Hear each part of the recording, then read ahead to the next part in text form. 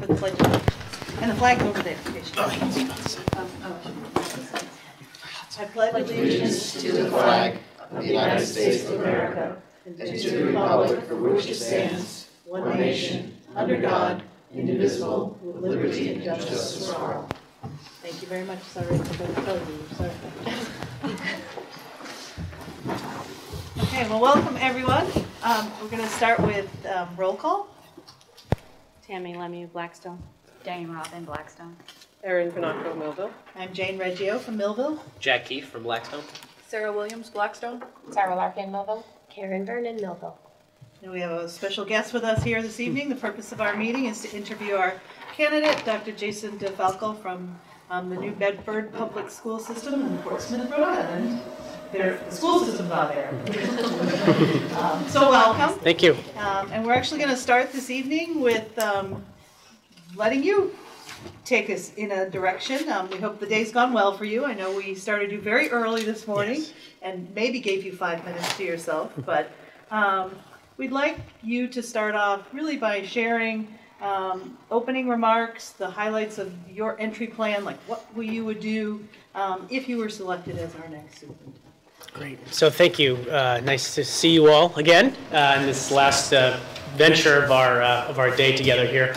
And just a very sincere thank you to the committee for putting today together. I know it was a lot of work, a lot of planning went into that, but I do feel very strongly that it was very, very much worth it. It was really great to have an opportunity to start the day early, Jane, with you, and visit our town administrators and speak with our current superintendent and the central office team, all the support staff, tour all 5 schools, meet with the building principals, have an opportunity to talk with the teachers and other staff this afternoon, and of course with our wonderful families that came out tonight. So while it's been a long day, for sure, 12-hour days are not uncommon for any of us. Well, I can't forget going to Betty's Donuts for coffee. And we will not forget. That was a highlight for me. You will not let me forget. Yeah. But having the time to spend in the community is really, really important because that's what this work is about. It's about lifting our schools, leading our schools, which will also lift and lead the community through that as well. So, you know, since my first interview, and even prior to that, I'm a big researcher. And so I don't ever venture into anything without doing a lot of research, a lot of reading, a lot of conversations. And so, you know, when I applied for this position, I started to think, you know, based on what I had read through the strategic plan, through all of the data I was able to review, which again, it was very kind of surface level at that point, just what I could, you know, really find that existed out there for information, articles I could find to read. I started to frame some general thinking about, you know, what would it look like if I was, you know, granted the opportunity to have this awesome privilege of leading the school district. And since the interview, that initial interview as a semifinalist, and having a chance to really talk with all of the stakeholders around the table, and to really pay attention to the questions they were asking me, there's a lot to be learned from questions that people are asking you about what's important to them. I was able to kind of solidify a little bit deeper and a little bit more clearly what that entry plan or what those priority areas might look like. And after today, I think I have a good sense on kind of the 5 areas of work that would need to be done. I would argue almost immediately, and even through developing some type of transition with that work. But the 5 areas, and they're not necessarily separate and apart from each other, but I would kind of outline as follows. And I think the first part really starts with listening. And so, you know, other than really getting my arms around the budget, the current budget process, I think I've had an opportunity to review a lot of documents, from contracts to strategic plans to our MCAS data to prior year data to discipline data, attendance data, all kinds of things. But I think the part that really resonated with me today, which would be the first part of what I would need to do, is spend a lot of time listening and just asking questions. And so I think today was a good precursor for what that would look like. But I think the amount of time and the depth in which conversations would need to happen, and the frequency, to be frank, at least initially, would be critical in ensuring that our current strategic plan and the 3-year strategic and budget kind of forecast plan that's been laid out by our current administration, in fact, does align with what what we would be hearing from various stakeholders, from parents, from teachers, principals, town folks, and et cetera. And so that idea of really starting with kind of that listening tour, if you will, would be critical. And with that, I think going into the community is a hugely important part of it, which is one of the things I had asked Jack and was very pleased that he was able to do today, which is really show me Blackstone Millville. Show me. I need to see at a much deeper level the community itself. And so I think part of that process would be twofold. It would be to get to really hear about the priorities, but also go very deep into the two towns themselves. The second priority, so the first would be that listening tour. And I should also mention on that, I think probably the group I would want to start with are the students. And so that to me is one of the most important parts of this whole puzzle. And I had a chance to see them today. With all due respect to everybody, they were my favorite part. But seeing them in the classrooms and listening to them talk to their peers and to their teachers. But I would actually want to set up focus groups and conversations with them first. I want to get a sense of their experience because this is their experience that we are trying to provide to them and for them. So anyhow, so the second part would really be around teaching and learning. So the first is that listening. The second is teaching and learning.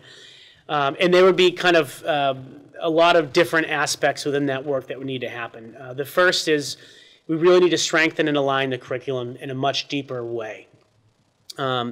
The second is to really assess programs and materials that we have in existence. What has the implementation of that work been? Where do we have gaps? What do we need to do about those gaps now, next, and later? Because we know we can't do everything at once. We need to prioritize that. The third area under teaching and learning is really to work with the teaching staff and the leaders to design an instructional framework.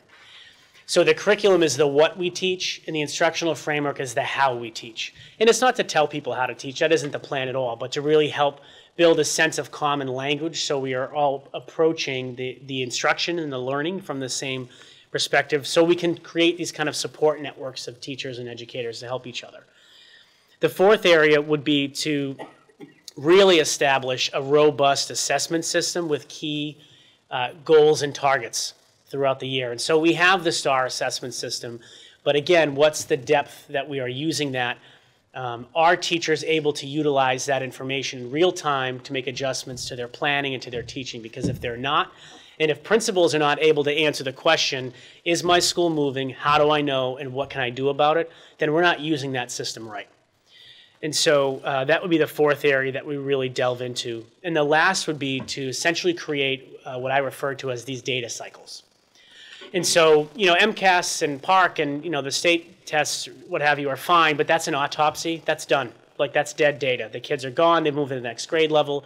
And while that's important information and there's a strong accountability piece to that, we need to have real-time data cycles in place at all of our schools to make sure that all of our kids are growing at the rate in which they need to and that they can.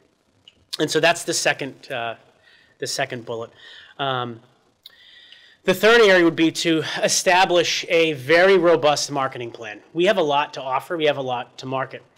And while we are small, as I have been going through the schools, I've been thinking a lot about what is our tagline? What does that marketing plan look like? And I keep coming back to this idea of we've got, about 200 staff, about 1,800 kids. We are the Blackstone Millville Regional School District 2,000 strong. And I think we need to have something to hang on to as we start to really kind of market our schools, because quite honestly, it's no longer a monopoly system. And between school choice and all kinds of options that kids have for high schools, we have a lot to offer the region. And I know that now, not just from reading it and hearing anecdotally, but I was in every one of our schools today. I saw the instruction, I saw the kids, I saw the teachers, I saw the leaders in the programs. Again, a small snapshot, but we have so much to work with here. So that robust marketing plan is hugely important. The fourth is to really do a budget audit. We have got to see how we're spending our money. and really get a tight handle on how our dollars are being allocated. And I know the committee has a very good handle on that for sure. But I think as an incoming superintendent, I would need to get do kind of a deep dive into the budget itself and to see, does our fiscal plan match our strategic plan? And so, you know, if we want to provide additional supports and resources for professional development and for teachers in the classroom, what are we allocating toward that? What does that look like? How do we know we're getting a return on our investment? And then being able to show the community that ROI, that return on investment of the money that we're spending. And then the fifth area, and I should mention that, you know, items 2 through 5 aren't necessarily in any particular order, but is to create a long-range and short-term facilities and capital improvement plan. We cannot allow our buildings to go without the necessary maintenance. And while it may be tough to look at and to kind of grapple with the numbers themselves, if we don't have a strategic long-range and an immediate short-term plan for that, we're going to be in trouble. And so those would be, you know, my 5, I guess my kind of big 5 areas that I would develop a entry plan around. Thank you very much. Sarah.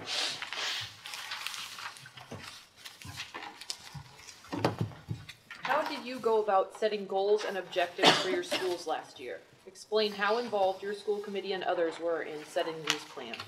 Yeah, and so the process we used, I have used as a building principal, obviously minus the school committee part, but as a deputy superintendent, I am very proud of the way we have done this work. And so essentially we've set goals in, and I need to kind of explain this process. And so we set goals in our district improvement plan or strategic plan, which we called an accelerated improvement plan.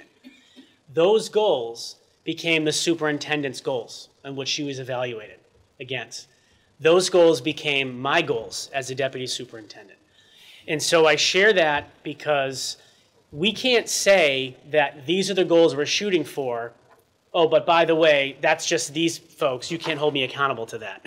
So the goals that are outlined in the actual strategic plan or the district improvement plan have to be the goals that the superintendent is directly connected to.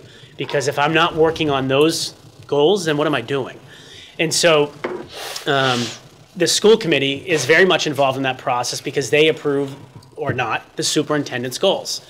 And so by nature of that piece of the work, they are also very much having a say in the goals that are outlined in the district's improvement plan or strategic plan.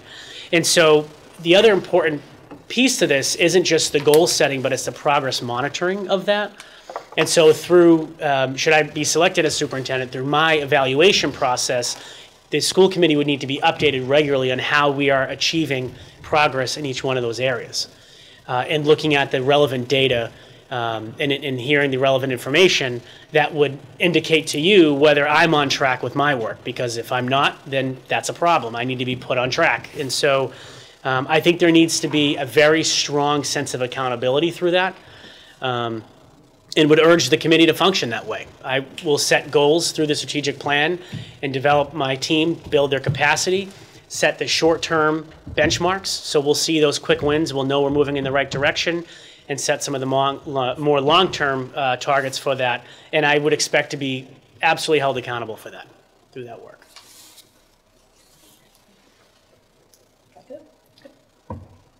Aaron?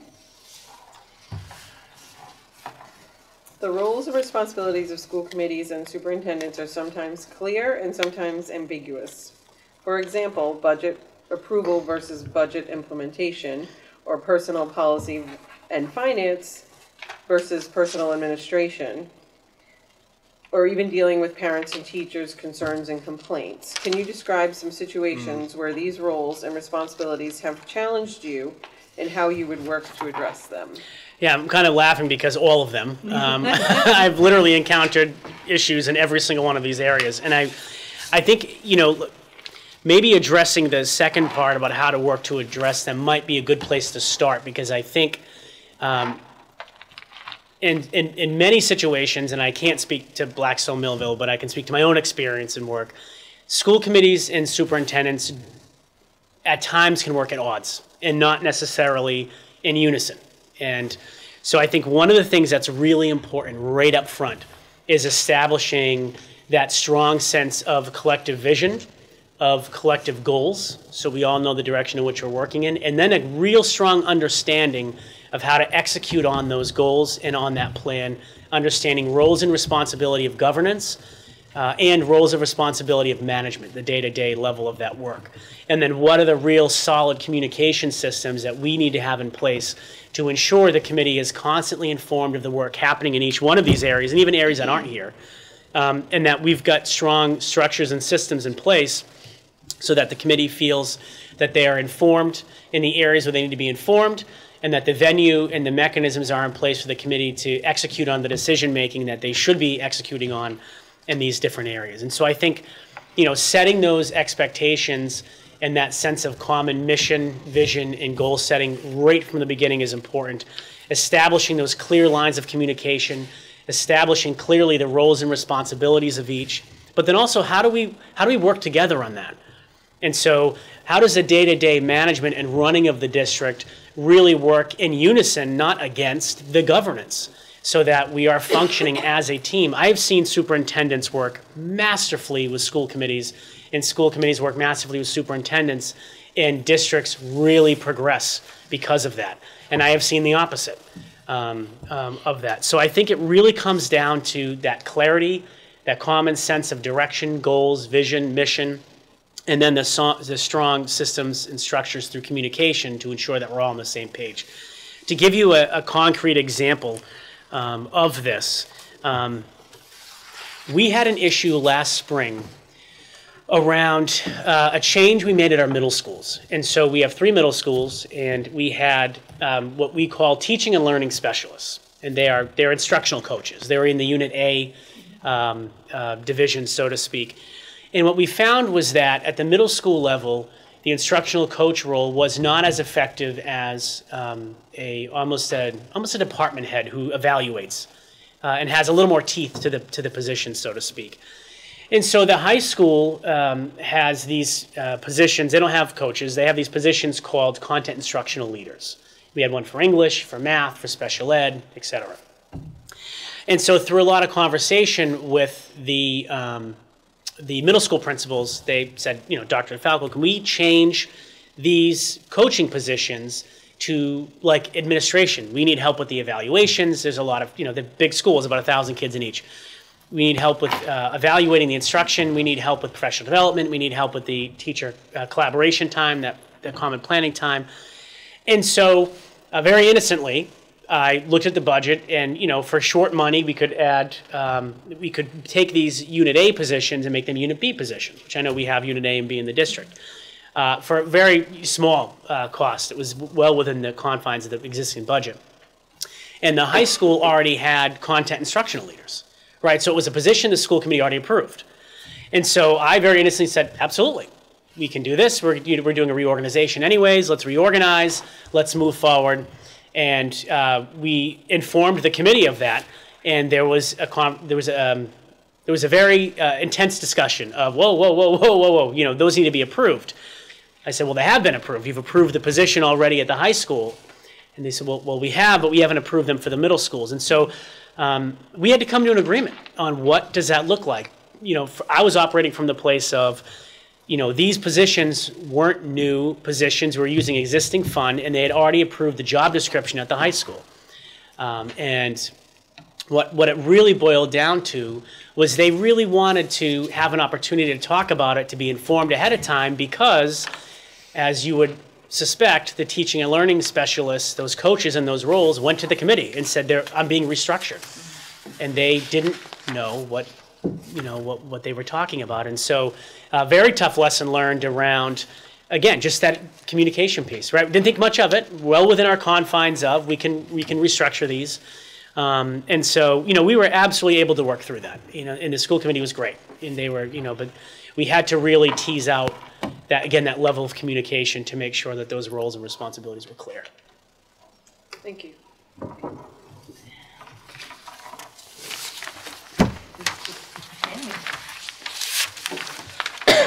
Want to give him a minute to read it? Yeah, I was gonna say, it would take a second. Oh, okay, yeah, It's I looked a at this scenario, very long. yeah. Did you see my eyes pop out when I looked at the page? It's a scenario question. That's a big question, all right. Go big or go home. Yeah.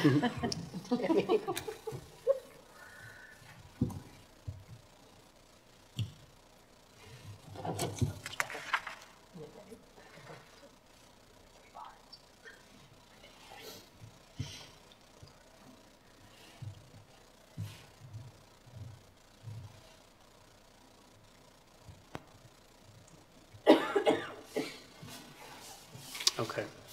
Before you start, Okay. so maybe you. So can I give will a- read it now. Yeah, so folks understand the question. So this is a special education-based question. It's a scenario. And so this is a very hypothetical situation.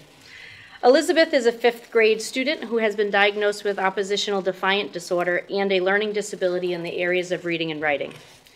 Due to her history of difficult behavior in the general education setting, the team determined that Liz's needs could not be met in her home school in 4th grade, so her educational placement was changed to an out-of-district school.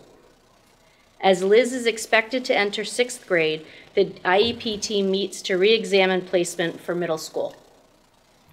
The out-of-district placement provides data that Liz has developed strategies to handle her behavior more appropriately during the school day. Since the middle school in the district has a set of services, as provided within a specialized program, that can meet Liz's needs, the legal education agency recommends returning Liz to the least restrictive environment within her home school. The parent disagrees with this recommendation because Liz has met new friends at her new school. What would your advice be when the special education director comes to you for guidance? Okay, so the crux of I just want to clarify, so the crux of this is the recommendation is to return Liz to her home school, but the parent does not want that. The parent wants her to stay in her out-of-district placement because of her peers. Correct. Okay, all right. And data from the out-of-district placement supports the move back. Back to the home school, right? Correct. Okay. And so I think that's when, so there needs to be a lot of upfront work done with that. And so I would absolutely support the recommendation from the team, looking at the data that's in front of us, but I think there needs to be a lot of conversation with the parent and to really help the parent understand why the least restrictive setting is the best place for the child to be. And so, you know, I understand that Liz would have a hard time because she has made friends, right, at her out-of-district placement. I understand that. But looking at Liz's trajectory is what's most important. And we don't make long-term academic decisions based on friends or peers. We make them based on, as adults and as educators, what's best for the child's long-term growth and overall development and well-being. And so, but that being said, I also don't think you just pull the Band-Aid and send the kid back and say, well, that's too bad. There's no need to do that either.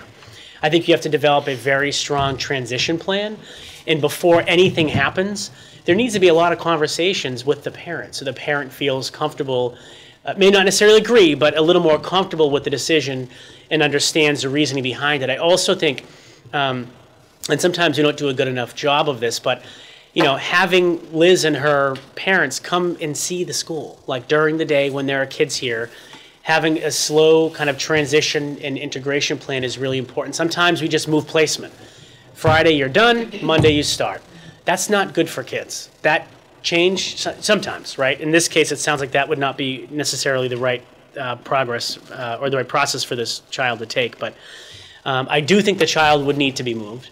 But I do think that that can go at a slower pace. And I think there needs to be a lot of conversation with the parent and the child to understand, you know, that why the team is recommending the change back to the home school. But have Liz visit the school. Give her some time to get reacclimated. Give her some time to see that she can thrive and do well here, but also give her the supports to do that.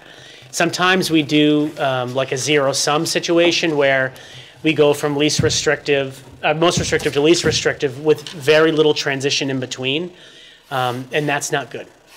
And so, I mean, even as adults, we don't do that, do well with that when we have, all these expectations and all of a sudden we have no expectations, right? So I think that idea of that progression is critical, but there needs to be a lot of discussion and there needs to be a strong transition plan. Thank you. Karen. Mine is also lengthy. I apologize. The citizens in both Blackstone and Millville demand value for their tax dollars and transparency in fiscal accountability.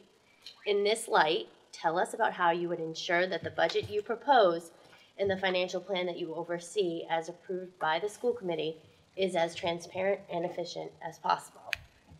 And if you could let us know how you would develop the district budget proposal and what has been your history working with municipal officials like a town manager, board of selectmen, or finance committee in supporting this budget. Kind of, it's just all of it. Go for it. Yeah, all right, good. So very easy questions after an 11-hour day. Thank you. No, this is actually great. And so looking at the first part of that, I want to loop back to something I said earlier, which is you have to align your fiscal plan with your education plan and your strategic plan. And so in order to get folks to understand the fiscal plan, the community first has to understand the strategic plan. It really comes back to that. It comes back to what is it we are trying to accomplish, how are we going to do that, and then how do we align the resources to make sure that that happens. And so that has to be the first part in that process. I think working with the community in multiple ways to help them understand the strategic plan is going to be key. That said, going back to that kind of that entry plan that I had spoke about a while ago at the beginning of our discussion, that listening tour is critical because the strategic plan needs to be driven by both like the numbers, the data, that's the quantitative stuff, but the qualitative stuff. What are people saying? What are people experiencing? What are they feeling? And so we have to marry those things together to really help determine the course of action we should be taking as a school district to help us set our goals, our actions, and timelines through that. And so once people understand here's what we're trying to do and why, and here's how we're going to do it with the fiscal resources. That's phase one. The second part of that is the accountability piece that I had mentioned earlier about the superintendent goals. Superintendent goals need to be the strategic plan goals. And so as much as the superintendent is updating the committee on the progress on those goals, we need to be updating the communities.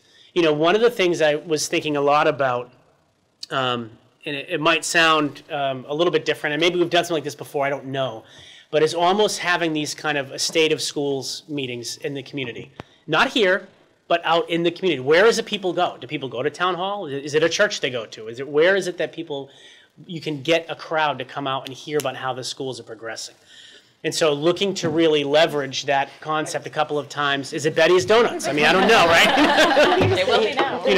But I mean, where do we go to bring that information to have those conversations? And so I think we need to really look at updating the community on here's the return on our investment. Here's the strategic plan. Here's the budget. Here are the goals, and here's the progress we're making.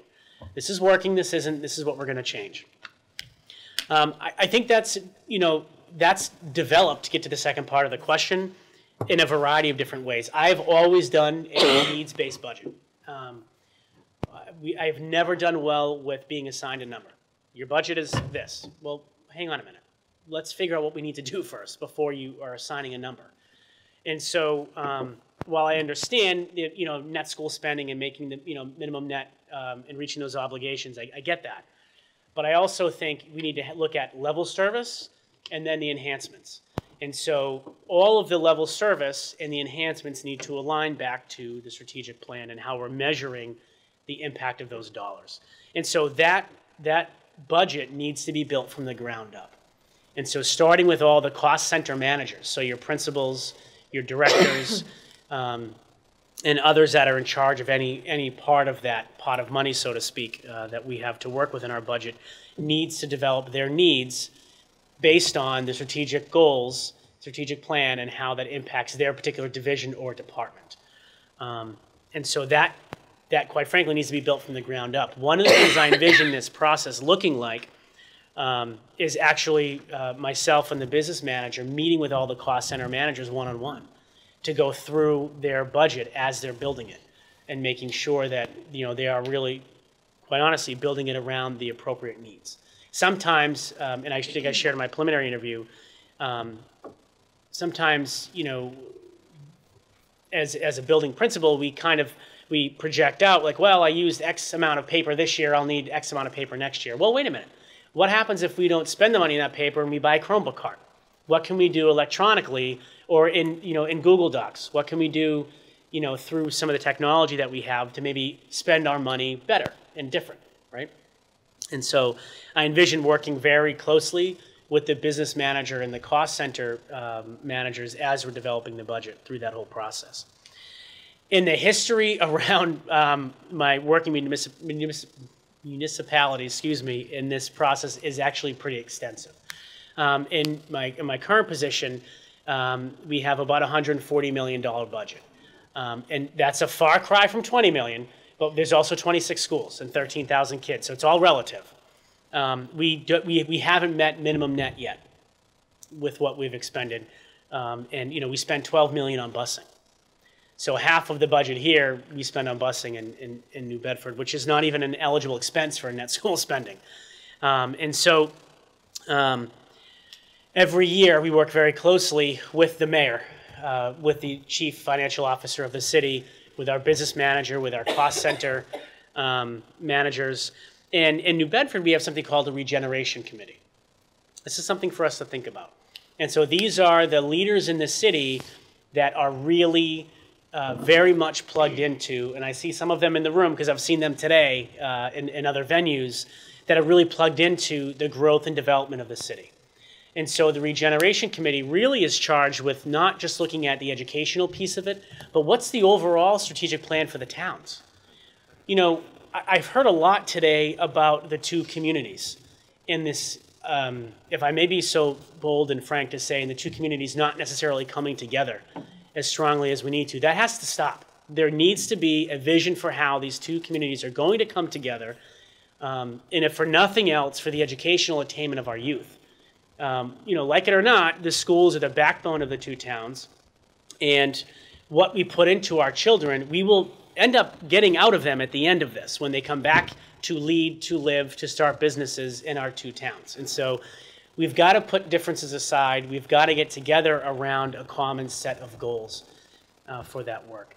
And so I have absolutely had extensive experience working with our current city government and city councilors on that and defending our budget to them every year at tends to be a very grueling 3+ hour meeting with the superintendent, myself, and the business manager, defending every penny, every salary, every book, every pencil of taxpayer dollars that's spent.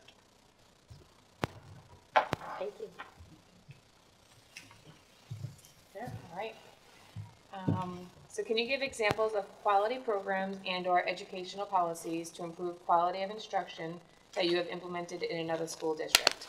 Can you give us examples of programs that were not successful and describe the course of action you took as a result? Yes. So when I started my current role, we had an 11-year-old reading series that was way out of date. We had no literacy curriculum at all. And to use the analogy, we were kind of hemorrhaging and being rushed to the emergency room. Mm-hmm. And so we had to do something fast. And so, this is at the elementary level in particular. And so after some research, we moved forward and we quickly purchased a brand new reading series, which was an extensive investment. As you can imagine, a reading program for 6,000 elementary school students is not cheap. And we didn't have a lot of money, and so one of the things that we did was believe it or not, we were able to finance. We brokered a deal with our particular vendor, and we ended up financing the program over 3 years. We later then were able to do that actually with our math program, and we financed our science program over 4 years. We couldn't pay $1.5 million all at once, but we could take a small bite of that apple over time. And they were the company that we worked with, which I just, won't mention now, but they were gracious enough to work with us. They knew our fiscal situation. And so we put the program in place. We provided extensive literacy training for our elementary school teachers. Elementary teachers are absolutely jacks of all trades. I mean, they are the moms and the dads and the social workers and the nurses, and they're teaching reading and writing and math and history and science, and I mean, they're just, as a former elementary teacher, you're charged with all of those things. And so, but what we quickly realized is that we needed something, again, to give common language, to give a set of alignment across, elementary schools. But if you do a lot of research on literacy development, you know that these kind of canned and packaged programs aren't always the best way to go. They're just not. But we didn't have a choice. We had to put that in place first. Now, in a perfect world, what we would have done if we had the time, we would have actually written the curriculum first. We would have developed the units of instruction. We would have piloted a multitude of programs and resources and really patched together the model that was best. We didn't have that kind of time. Every day that the kids went without, we were losing time. We were losing traction. Our literacy scores were woefully inadequate, and kids were not where they needed to be. So we did it backwards. We put the program in place. We then created curriculum development committees, and we actually wrote units of instruction around the curriculum and realigned the resources the best we could. We used a gradual release model with the teachers. They had to implement the program with fidelity, period, the end. We trained, we supported, we gave feedback, we gave a lot of time, energy, and effort into this, and teachers did. They started chapter 1, page 2, page 3. And they worked through it. They had to learn the program. They had to learn the elements of what effective literacy instruction looks like and sounds like from the teaching end and from the learning end. Then we said to the teachers after year 1, let's pause. What's working and what's not? Well, we don't think we're doing this right. We're spending too much time on this. We're spending too much time on that. We're not doing enough writing. We're doing too much vocabulary. Great. Let's pull it all together. And now let's look at these units of instruction. If we focused in on these 10 key standards, what would that look like with the resources we have? Well, we could skip this part of the lesson. We didn't need to do that chapter. We could actually skip ahead to chapter 3. We could do this story, not that story. We pulled all that together in these units of instruction. And so what we've done over time, now we're in year 4 with this, is you'd recognize the reading program because of the resources, and, the name on the books and such, but you wouldn't recognize it by the implementation. You'd recognize the units of instruction. Now, I admit we did that backwards. We should have developed the curriculum aspect first. We just didn't have the time. There was no option. So we did it this way. And while, we did get some pushback from teachers saying, hang on a second, no, you said fidelity. Now you're saying I can kind of switch this up a little bit? Absolutely. But here are the standards we need to follow in order to do that. And so that took a little bit of rethinking on their part, a little bit of retraining, but it has definitely made a very large impact on our elementary literacy instruction.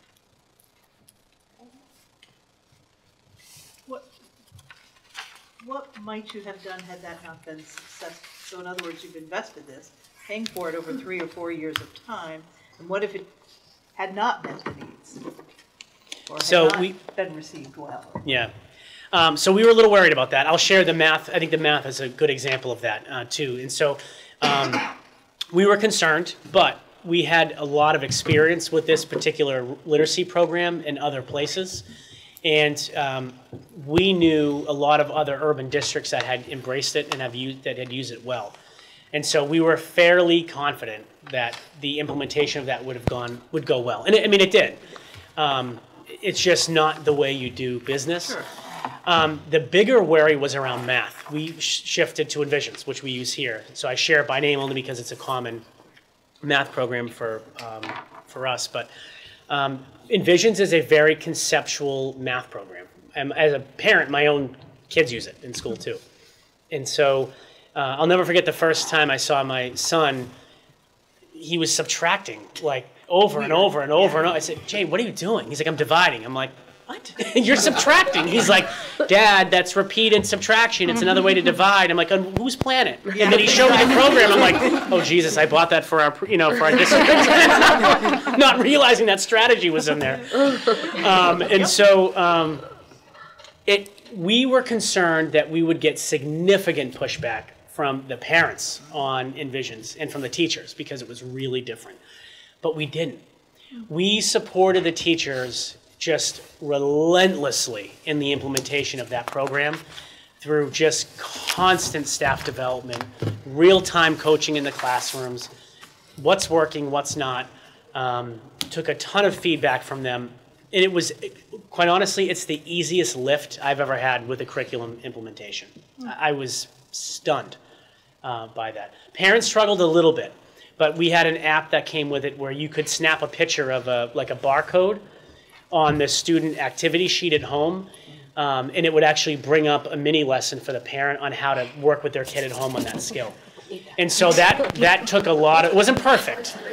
It wasn't perfect, but it took a lot of the questions out of it. I don't know if we're using that. I'm hearing a lot of giggling, so maybe we're not doing that. I don't know. But. No, we're all wishing we had the barcode. Okay, yeah. But that made it, I know, right? The repeated subtraction thing. I'm still, yeah. I'm wondering if you use the barcode for your sons. Yeah, yeah. Well, thankfully now when I'll do a learning walk and I go, it's funny because if I know my third grade son is coming up on a particular skill, I'll go see a really good third grade teacher in my district and I'm like, what are you working on today? And I'm looking at how he's doing. Like, he thinks I'm giving him feedback. I'm actually learning myself to make sure that I know how to help my kid with it at home. But yeah. But it's working. We're getting some good results with it. And then your kid gets smarter than you and then you're really then you're in trouble. Yeah. Diane. All right, I'm going to skip the first section because I think you've already addressed that. So kind of the second paragraph there are times when simple intelligence is not enough to resolve a problem. Can you describe a complex problem, situation, or crisis that you confronted where you had to rely on more than intelligence, but when you had to call upon other skills, such as communicating, thinking quickly, working with people, political savvy, instinct, academic training, and intellect? Yeah, so I call that firefighting. And so, we have a lot of that in any high needs, in any district there's a lot of that, but in particular in high needs districts. I'm thinking of a situation, I shared it earlier this evening, one of the main priorities of my work is direct support to principals. They literally call me, text me 24/7. I am their immediate tie line for anything.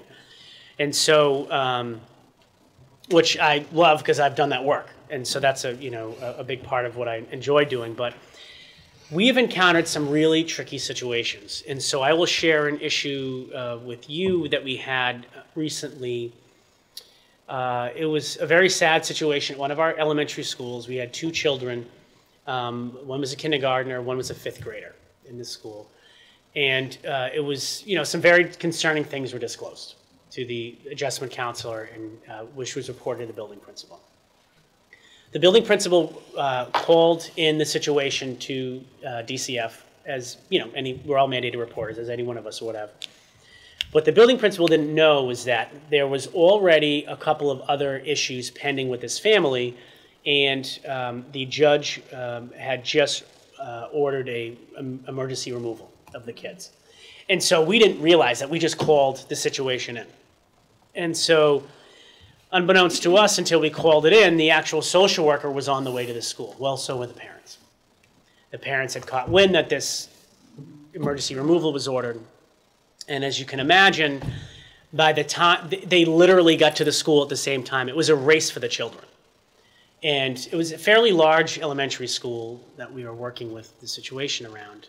And I only share that because toward the end of the day, there were a lot of people around. Dismissal and kids and all that. DCF had encountered the family, the parents, and the administration were there, and the kids were getting ready for dismissal, and we literally were separating adults and trying to get the kids immediately out of harm's way. We had to take control of the situation very fast. One of the things that's really important in this work is emotional intelligence. And so you can be the most technically savvy educator. You can know every buzz term. You can understand data cycles, and you can know how to write curriculum and how to implement curriculum. But if you can't work with people, you cannot do this work. We are in the business of people. We are building people. So you have to be very good with your own emotional intelligence in order to execute this work well. And so we had to settle the family quickly. You know, we had to try to calm the parents. We had to get the kids out of the situation, period. They didn't need any more trauma. And so we had to, quite frankly, ensure the safety of everybody in that building. We did get, the police to support us in that situation because of the type of issue it was.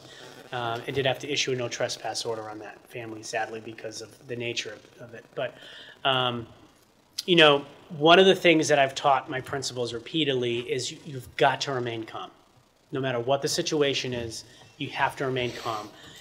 Because all the studying, all the case studies, you can have all the intelligence in the world. If you cannot talk with people at the level in which they are at, doesn't matter what the situation is, you're not going to be effective. And so I really think that, the emotional intelligence piece of this work is really, really important. And it starts, as far as I'm concerned, with the self-awareness. What are my own triggers? How do I handle certain situations? And how have I handled them in the past? Did they work? Did it not work? What do I need to do differently next? It's a lot of self-reflection and knowing your own weaknesses. Sometimes it's a matter of stepping out of situations. I've had principals call and share, like, Jay, I'm too close to this. I can't deal with this kid and this mother. I need your help. Or they'll call their peers, another principal, to ask for help with the situation. And so that sense of self-awareness is key with that. When you spoke about marketing and your Big 5 ideas earlier, I liked what you said about 2,000 strong. But that does reflect an issue that we have in this district where we could be, in another world, 2,100 strong. Mm-hmm. So I'd like to know how you would address our problem, mainly in the high school and the upper levels of our learning, of students choicing out of district. So I think it's, sometimes we start this work in 8th grade. And actually, I'll share a text I got from a parent earlier, just while I was here. One of the parents at the garage that I go to meet with parents on Saturday mornings. The workout garage. Yeah, the workout garage. She sent me a text saying, Jay, thank you for meeting with this family I met with last night. They had questions about one of our programs in the middle school. She said it was really great to hear. And we know that there's an information session coming up, but only the 5th graders are going. These families are making decisions on their middle schools in grade 4. Grade 3. Why aren't we going down deeper into that? And so we have started that work at the middle school level going into high school. And so I share that because I think sometimes we start at that 8th grade, like let's bus the kids to the high school and take them for a tour. And that stuff's nice and that's good and we need to do that. We need to do that way sooner than grade 8.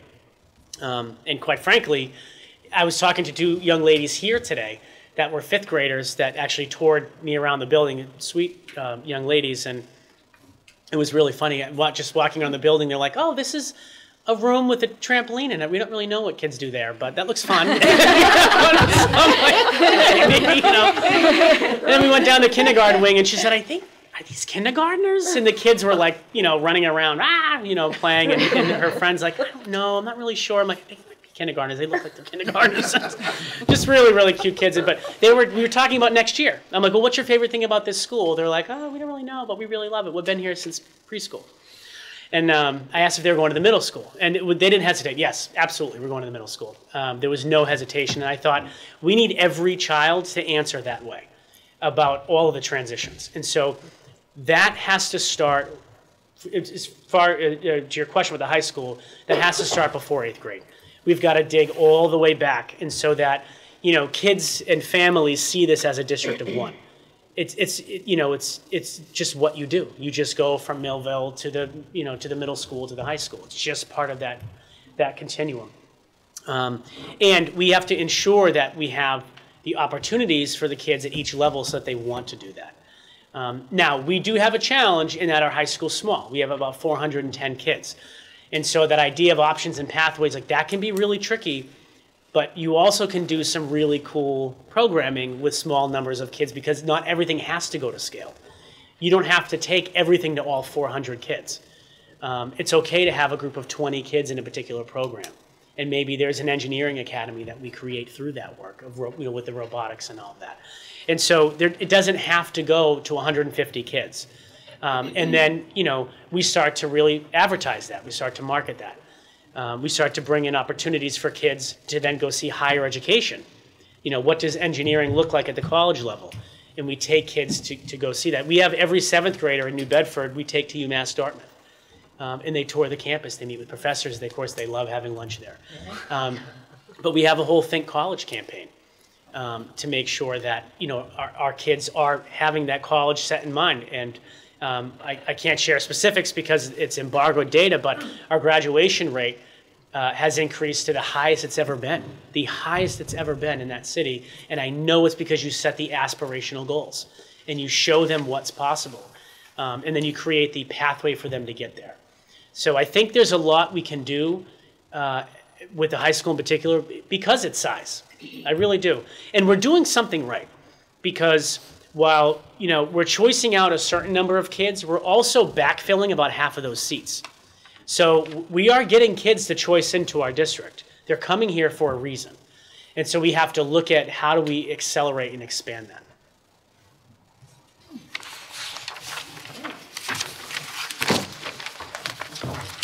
Okay, take a breath. You clearly did your homework. You did your research. You proved to us that you liked to do the research, and we appreciate that. If today we had the opportunity to offer you the position sitting right here, right now, would you be excited about that? What would you be most excited about? And you toured our district today. You've met the people. You've interacted with them. And you've talked a lot about our successes, and you've talked about our challenges. And how would you celebrate those? How would you get everybody else as excited as you are, being the new person? And how would you bring us in the fold to get excited and share that energy that you're bringing? Yeah. You've brought with us today. And then the last part of that question is, I'm sure throughout the day you've been thinking, oh, I wish I would have said, or I meant to tell them about this, or and so now's, I guess, your opportunity to wrap up and tell us those things. And if we offered you the job and we assume that you will absolutely accept it, what's the first, I can't wait to get started doing what? So first of all, there would be no hesitation. So I would be very excited to take on this opportunity. Honored and humbled, quite frankly. I said in my first interview, nobody wakes up in the morning and says, I want to be a superintendent when I grow up, right? You wake up in the morning and say, I want to be a teacher. And I did just that. And so, being a poor kid myself, first generation college kid, grew up in a trailer park, with a lot of, assistance and support. Never in my wildest dreams did I think I'd be sitting in a superintendent interview. It just was never something I thought I would do. Being a teacher, yes, absolutely. I've always loved kids. And so I would be very humbled and honored to take on that role and responsibility. Yeah, those are huge questions. What would I be most excited about? I think first and foremost, getting into the community.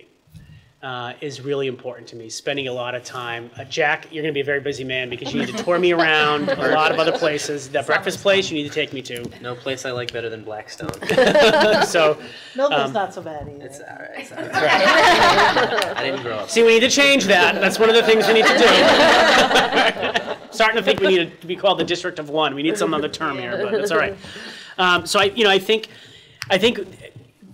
getting into the schools, getting into the classrooms, and really, I heard a lot today about, boilers and roofs and budgets and money, and all of those things I'm not minimizing that. That is critical to the development and to the evolution of this school district, for sure. But what I heard from teachers was something a little bit different, which was, we need some help here. We need to get aligned. We've got to have a better focus. We think we're doing the right stuff, but we're not 100% sure. I saw kids engaged. I saw teachers engaged. I really did. I saw them engaged in hallways. I saw them engaged in classrooms. I saw them engage with their principals. The principals love their schools. The teachers love their schools. The kids love their schools. I'm not sure that this community understands what that can actually mean for the evolution and the development of this work. Typically, I'm fighting to get school districts to that place. And we're not at that, we're not fighting with that internally. Right now, what happens outside is, finger pointing and this and that, and that's a different issue. But in terms of being able to work insular with what we have, and you can't argue data.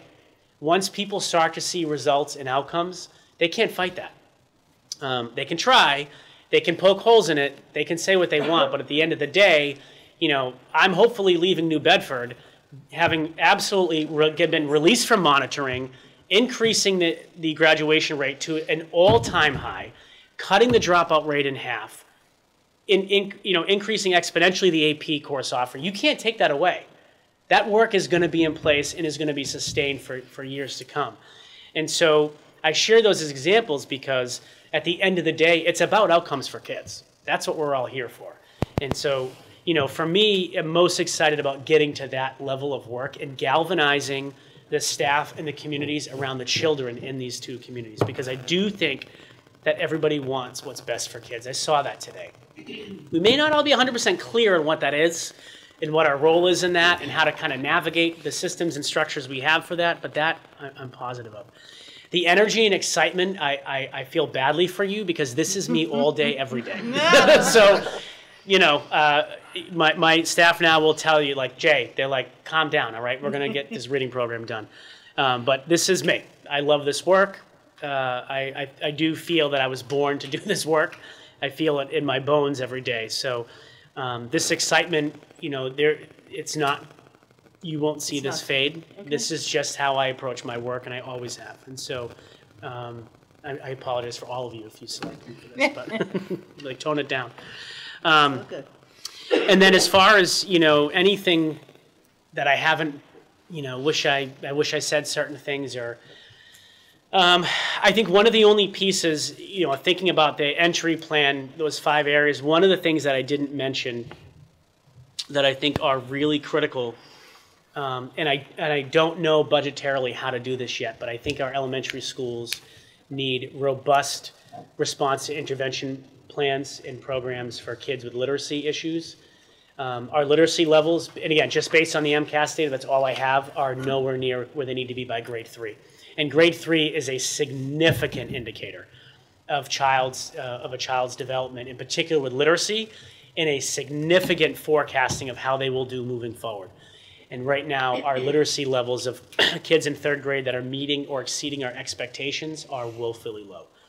So we need to do some very robust work in our early literacy work in our elementary schools.